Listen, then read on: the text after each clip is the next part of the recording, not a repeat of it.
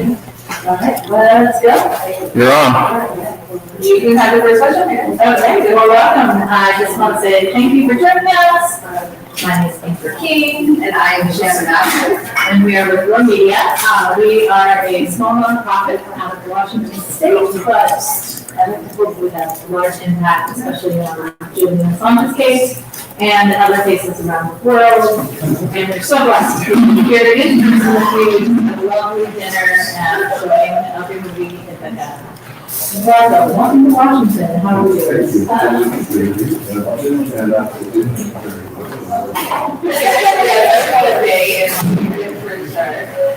This is your first, you've been traveling around the country with this movie. What's the reception been like? I mean, do you think that Americans are, those who are already interested, the ones that are reaching out, or do you think that it's trickling down to everyday Americans who just don't understand or know it's only in the story? This sort of is the analogy and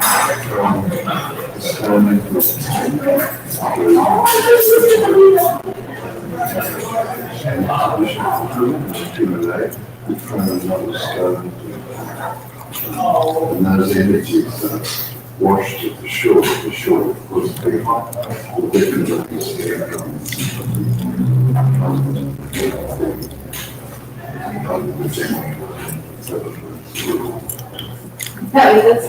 There's another thing I'd just like to add, that there's a phenomenon which goes money, media, politics. And we're outside, so we're people, media. Just add that we show the movie to people across the political spectrum, both left and right, Republican, Democrat, Libertarian, Green Party members, and it's been very well received across all the hot politics here in the US. And with the film, people can. And it's not like going to, a street action or something like that. It's a much more softer ask for people to come out to a theatre, sit down with some popcorn, and watch a film for an hour and a half. So it's been really good in reaching people that might not have been shown anything about this subject before. Yeah. You got anything? Yeah. Okay. So, we have very little democracy in a country that spreads its imperialism in the same name. But I think you've won the hearts of the people, and Julian's case and the freedom of liberties and free speech speaks to all of us in a way that nobody else has, I think, in my lifetime. Does he feel and know how much we are fighting for him out here? Gosh. I often wonder that. Did he get my letter? Does he know? No, he gets it all right. And I think the last conversation we had, he brought up the number of letters that he'd received from people in Denver, because we'd just been to Denver. So wherever we go, like it'll be, oh, I got all these letters from Tacoma, Well, that's, I do a show and I tell everybody, I put the address to Belmarsh, Julian's address up every show I do. And I tell people, send him a postcard from wherever you're at, just, to brighten his day. So that is encouraging to hear that he is getting our messages, even though from what we saw in the movie, you guys haven't had a lot of access to Assange, especially under COVID. And we've seen him have medical crisis. And you guys, it sounds like, aren't getting very much information from the prison itself on his condition, other than what he tells you, right? We get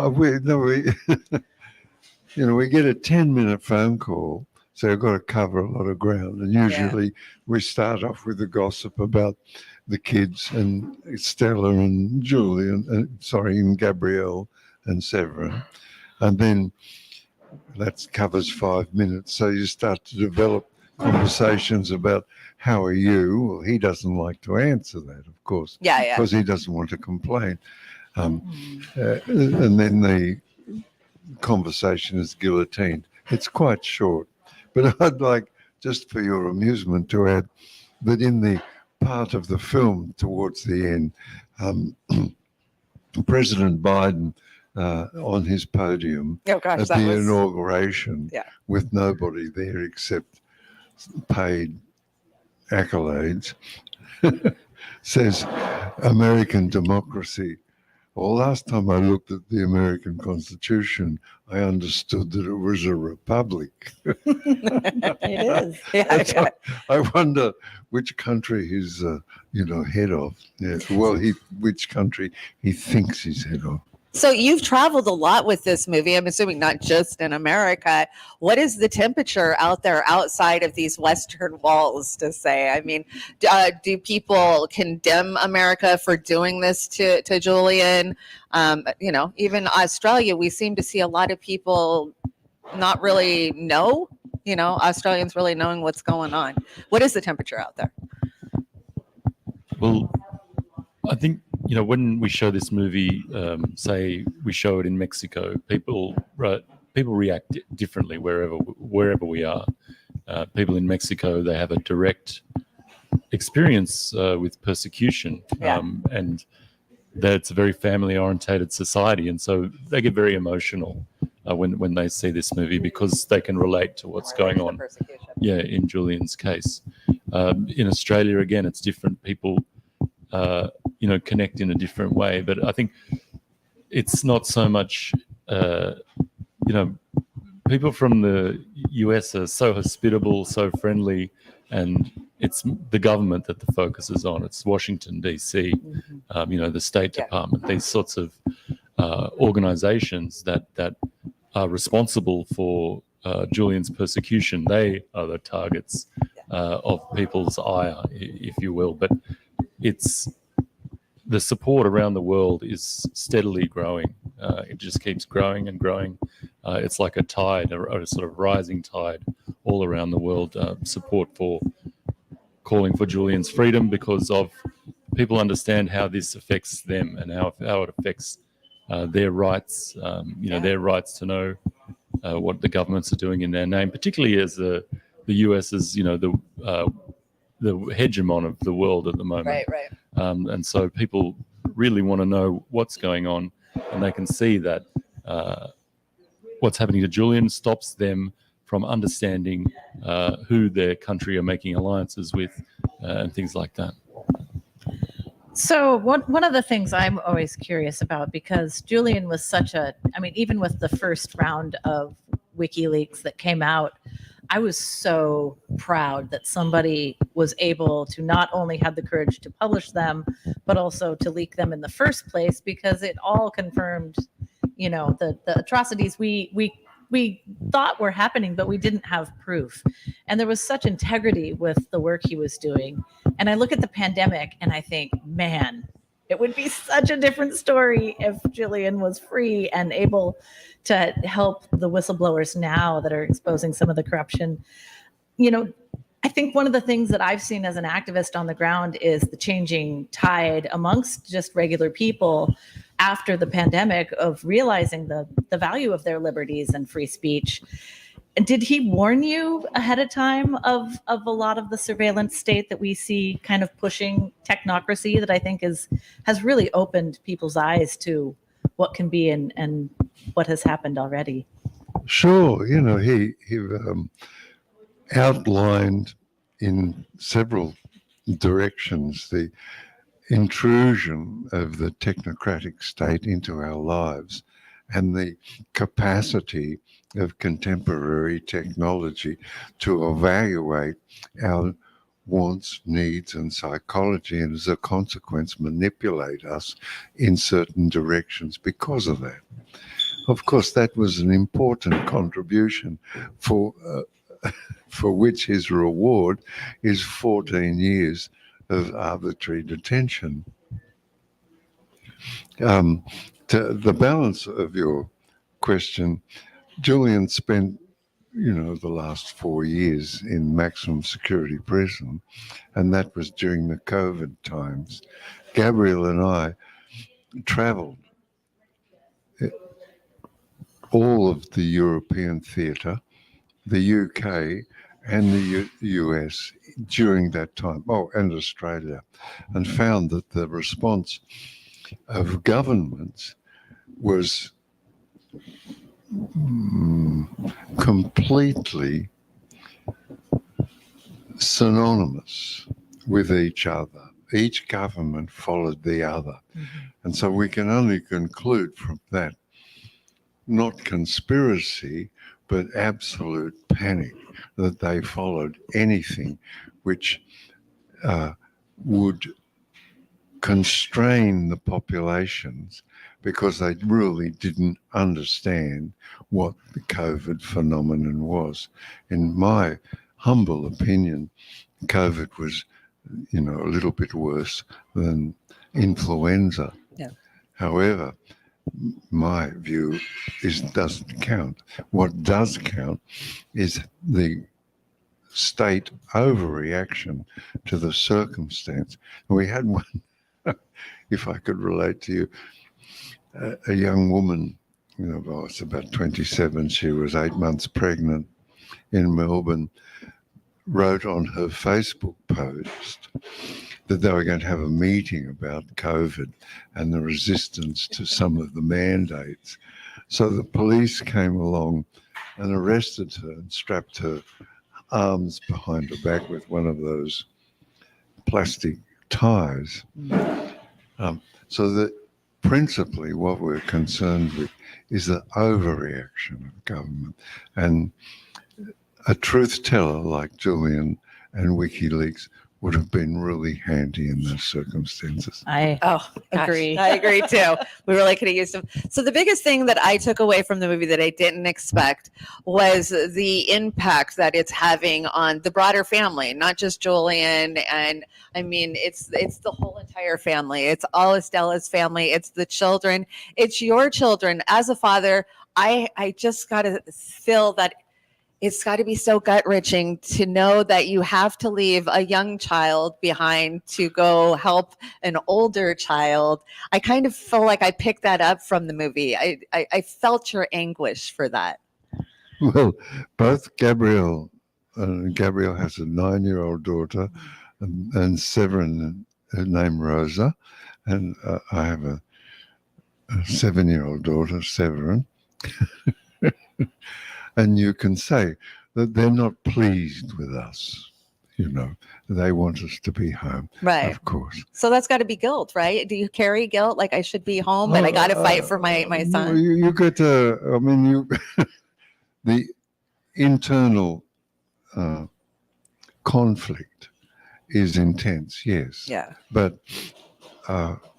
I don't think the corrosion of guilt would help. The corrosion of guilt won't allay Severin or Rosa's desire to be with their fathers. That won't. Me feeling bad won't help them. What will help them is going home. Yeah. And of course, Julian has 2 small children as well, right. that, a 4 and a 5-year-old who don't get to see him as much as they would like. I think they get about a visit a week to go and see him inside the prison. So, this is, it's this, our whole family is, a journalist. I spoke to a journalist who does a lot of work with prisoners in prisons, teaches them, Chris Hedges. I love Chris. Yes, yeah. he's so great to sit down with. And he said, my experience is that, when a loved one or when a family member is in prison, the whole family is in prison. Yes. I think you can look at Julian and Julian's family and, how we're all united and how we're all fighting for his freedom and supporting him while he's in prison to make it through this fight as sort of that we're all part of this, that we're all fighting for this together. Over the last, since 1970s, it's 40 years. So that's 50 years now. The inference of states has changed, in particular in my own country, Australia. It was always thought that prison was a time for redemption and for retraining. Reflection, right? Yeah, and reflection and assisting to bring an antisocial person to a sociable person.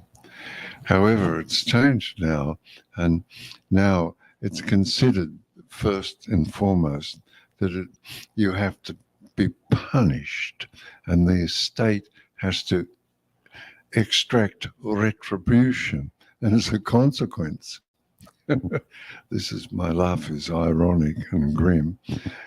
There's 2.25 million people in jails in the United States. Some of them are there for marijuana offences, and yet every state we go to, marijuana is legalised. It's pretty sort of. The hypocrisy of that, yes. It's pretty grim. It is.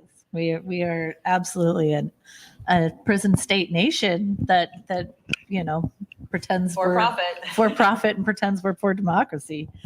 I know I want to wrap it up because you guys have an early flight tomorrow, and I just thank you so much for your time. Oh, I have one more after. I'm curious. Are you still reading Voltaire? I was at that. Yeah, I still do. I read some the other day, which I shouldn't say, but yeah, I did find Voltaire very attractive, particularly as a youth. So they were making us. The school I went to, you had to go to church 15 times a week, and all my prayers were unanswered. So I thought it was a terribly impractical thing, and so I relied on Voltaire to guide me through those thickets of unreason. Oh, that's fantastic. That's fantastic. So my last question is, what does extradition look like if it happens? Has the family thought that far ahead, or is that like, no, we'll cross that bridge when we get there? We're going to fight the battle that we're at now. And if it does come to America, what do you think about justice being served here in this country? Well, we're fighting. Julian can't come here. And that's what we're focused on doing. We're focusing on stopping this where it is in the UK, and Right. Julian being released there. If he was to come here, there's no chance of a fair trial. No chance. No. He would be tried in the Eastern District of Virginia, what's now known as the Espionage Court, and they try Espionage Act. They try these cases in the Espionage Act court because they have 100% win Success rate. rate, yeah, Success yeah. rate. That's right. It's like similar to a court in Beijing. That's the sort of justice that Julian could expect if he's extradited here. And then you have the prison system on top of that, and what are all the people, all the sort of politicians who have actually called for Julian to be killed or called to him to be drawn, as well as Mike Pompeo and his CIA operations, kidnapping, plots to assassinate Julian. That's what Julian has to look forward to if he's extradited. Absolutely. Thankfully, not running for president. We are very happy to hear that news yesterday. Pompeo. Yes. Oh my Pompeo gosh. is not Pompeo running for president. Jeez. Oh, I know. I mean, I think if he would have never even been in that position, we wouldn't be in Ukraine today. Honestly, it's quite stunning, the damage he's caused worldwide. For sure. I think Robert Kennedy put his hand up on the 19th, He did. announcing his Yes. presidential desire. Yeah. Yeah, I'm very happy about that. I wish he would have run independent. Me too. I Not think- happy that he's inside the Democratic Party. The whole reason I have been so driven to fight for Julian Assange is I was a Bernie delegate in 2016, and I saw inside the Democratic Party what was happening in real time, but nobody would listen to us. They just kept telling us, and then the WikiLeaks dropped, and it validated everything that we had been saying. But being inside the Democratic Party, as long as I was in, I just don't have hope for anybody running inside that party, even a Kennedy, sadly. Well, if they force Kennedy out of the Democratic Party, and the Kennedy family is, in essence, the Democratic Party, and in fundamental essence, American patriots, Yeah. they're looking at, being more years of very Donald Trump. unpopular. Yeah, no, you're absolutely right. That would be an absolute outrageous scandal for America to see them push Kennedy out of the Democratic Party. Yeah. Okay, well, I thank you guys so much. I can't thank you enough for being out there, for doing this. I mean, I know I would do the same for my family, but you're fighting for something so much bigger, because this is the freedom of all of us to be able to, access information. To know the truth. To know the truth. So we thank you guys so much. Thank you. It's been a real Thank you. pleasure to be here. Thank you. Thanks. Great cooking. Yes, great cooking. I can maybe have a picture of you all while you're here, David Light. Sure. Huh? What's that? Did we lose Oh, it? but- Everybody left. Did they leave? Yeah, they all left. They all ran away. as soon as we My started. phone real fast. Okay, hold on, let me get Maybe in. maybe I'm you gonna- stand on the other side. This way? I'm going in the middle? Yeah, yeah. We're two in the middle. Come on. Yeah, I think there's a We're just gonna go around in circles. little bill. Well, why not? Just you all. Here, then we get Julian and John in the background. Like that. Thank